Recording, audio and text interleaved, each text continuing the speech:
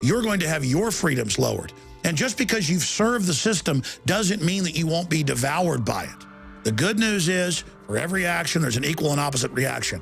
There is a giant awakening happening. And now is the time. People's minds are fertile to hear the truth. They have never been more open to be given the true information about history and about the New World Order and about what's happening.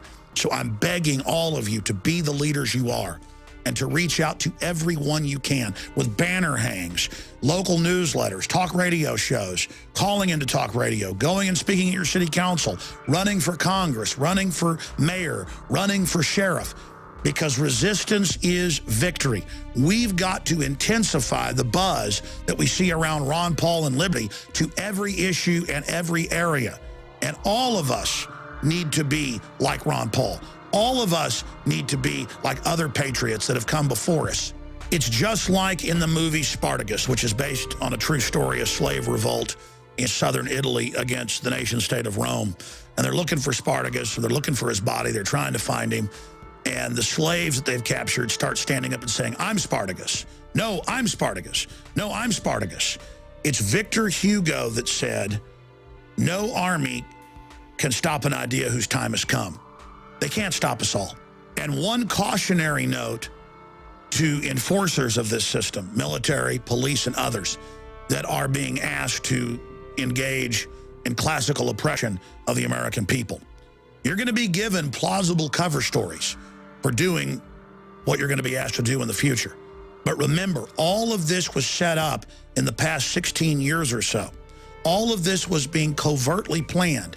The derivatives, the banking takeover, all of this has been planned out. But because we have been aware of it, we've got a serious jump on the globalist right now. Because we were there for decades warning people ahead of time, now we have a lot of credibility. And I want to warn the power structure that this is not going to be a cakewalk. The London Telegraph, the Associated Press, they're all reporting that in the month of December, more than 1.5 million FBI instant background checks were done. And on average, people were buying 2 guns or more. We're talking about 3 million guns sold in the month of December, an all-time record. And the purchasing of guns is only accelerating. I saw surveys where the public was asked why they're buying guns, and the majority said because of economic collapse, because of social unrest, and we don't trust the government. The system's iron fist is not going to work against an armed population that understands the score. And so I want to challenge the global controllers to rethink what they're doing and to look at history and to pull back and to realize that you are not in a good position. Even if you stage some big false flag terror attacks, the people are awakened to you and are now aware of what you're doing. And the American people, if you do launch this civil war operation in the U.S., are going to ensure that the controllers, not the low-level minions, are brought to justice. We need to be reaching out to police and military now and asking them to make the choice to join the Republic and the spirit of 1776 to peacefully bring back our country and to bring these criminals to justice. We do not need to be played off against each other. This is part of the globalist plan and needs to be averted. Tyranny is here. It's up to you to face it and to take action against it through peaceful ways. Let us work now while the sun still shines, so that if we do go into that dark night of true, hardcore tyranny, we would have done everything we could beforehand to avert what's coming. But I know from history, many times tyrannies are diffused if the public is warned by patriots. And we've got a good chance of doing that right now. I'm Alex Jones, signing off from the front lines of the InfoWar. The websites are Infowars.com and PrisonPlanet.tv. Please tell your friends and family to tune into the radio show every weekday from 11 to 2 Central. The free audio streams are at Infowars.com, where we break down this information in more detail. Okay. All right. Well, again, I'm in about Richard Gage. Remember, he's coming to town on February 18th, and he'll be live on Channel 11 at 5 o'clock, just like this show, but it'll be in between my regular times. So I'll have a show on the 11th and I guess again on the 19th. Wait a minute, that's wrong. Well, no, we'll get it right later. But what I was going to do is show you. That's what happens when you don't plan ahead on what you're going to say. But what I've got here is a music video that was recommended to me by my brother who lives in Idaho, and I don't know if his friend lives in Idaho or Wyoming, but I think that he lives in that area. But he's a pretty interesting fellow in general, and I played his video, and it's a letter to President Obama, and well, this says an awful lot. So here, watch this, and you can follow it. The artist's name is Dregs1, D-R-E-G-S-O-N-E, Dregs1. Okay, it's going.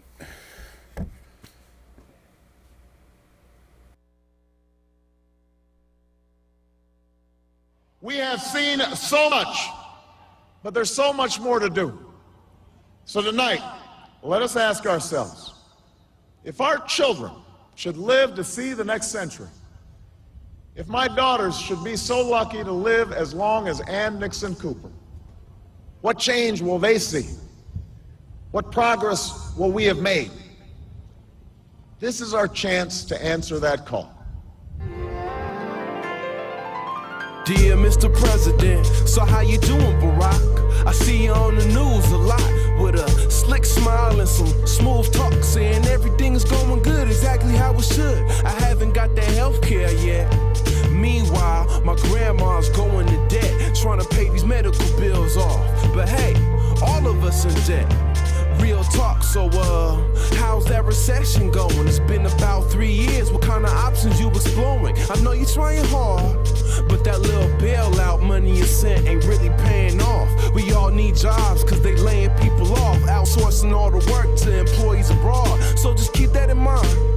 I know you're busy, but whenever you got time, could you put that Nobel Peace Prize to use?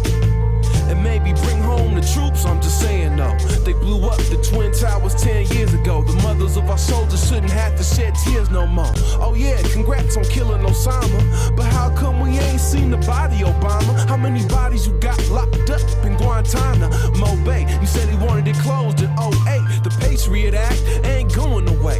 Matter of fact, lots of things from your campaign ain't changed. Why'd you send the National Guard to defend the border? To keep Mexican immigrants from crossing over. They treat Latinos like criminals in Arizona.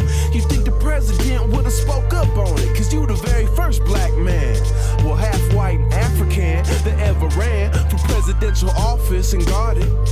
Inspired the country with the whole world watching. Brought hope to black folks like Malcolm and Martin, on the strength of your skin color and an empty promise. But for black folks, the unemployment rate's the highest, like the dropout rate and neighborhood violence. Barack, I gotta ask, why couldn't you have just spoken up for Oscar Grant? You think the very first black leader would have stepped up and freed Mumia, or spoke on racism and the fact it still existed, from the schools to the streets to the prison? But you ain't done shit, man, except give the world false hope. Got me feeling like, why the fuck I even vote? Cause every president we ever had been the same, lying to the people and playing the game. I know you ain't to blame, cause you just a puppet. But for a second, I thought you might have really stood for something, but you didn't. So this letter has an unhappy ending. When I lick the envelope, stamp it and send it. Sincerely signed by Dregs1, a man taking a stand against the lie you've become.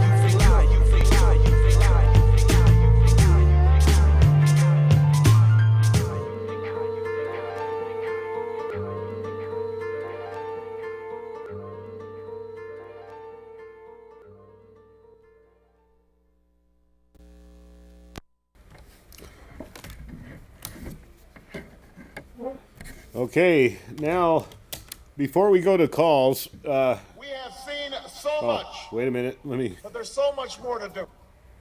So tonight, let us ask ourselves, anyway, if our children I have a couple things should going live here. to see the next century, if my daughters Trying to play that same thing again.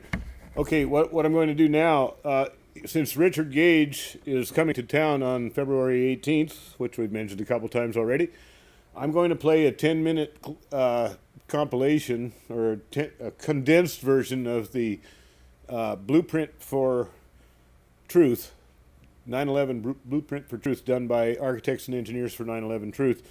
And here's it's about a 10-minute thing as soon as I get it up here.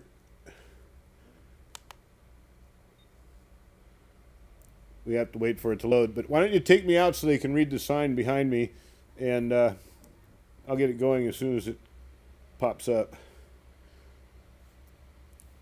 Richard Gage is going to be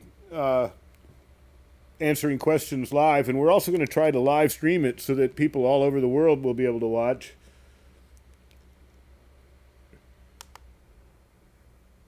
I'm having a hard time getting this DVD going. Well, bear with me.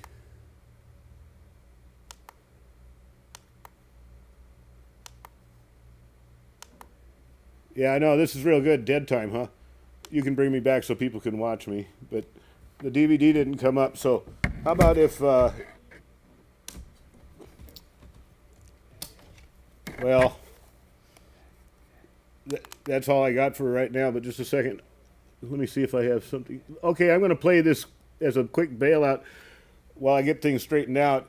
Remember I told you about A Noble Lie? That's the study of the Oklahoma City bombing of the Federal Murrow building. And here's a trailer for the movie that's coming out, A Noble Lie. And go ahead and switch her over. It's playing. On April 19th, 1995, at 9:02 a.m., explosions tore through the Alfred P. Murrow building in downtown Oklahoma City, ripping through the consciousness of America. 169 people were left dead and hundreds more injured. The Oklahoma City bombing was the largest act of terrorism on American soil until 9/11. America had a new demon. We're now being told that this demon is emerging from its slumber. Since that day of horror, groundbreaking new information has come to light.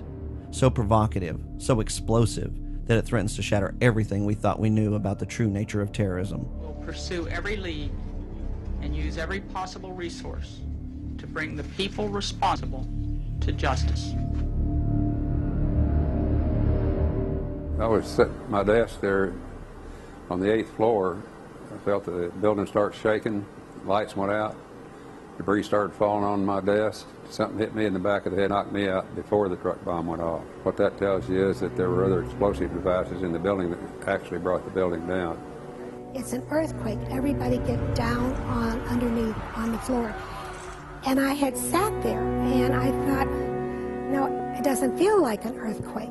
7 or 8 seconds later, I felt this explosion.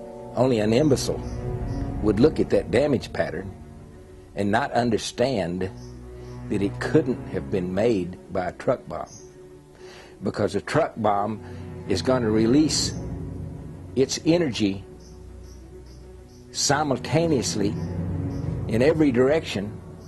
The record clearly shows that Dr. Jolyon West consulted Timothy McVeigh's defense team. Dr. West had previously been psychiatrist and consulted for Patty Hearst, Saran, and Jack Ruby.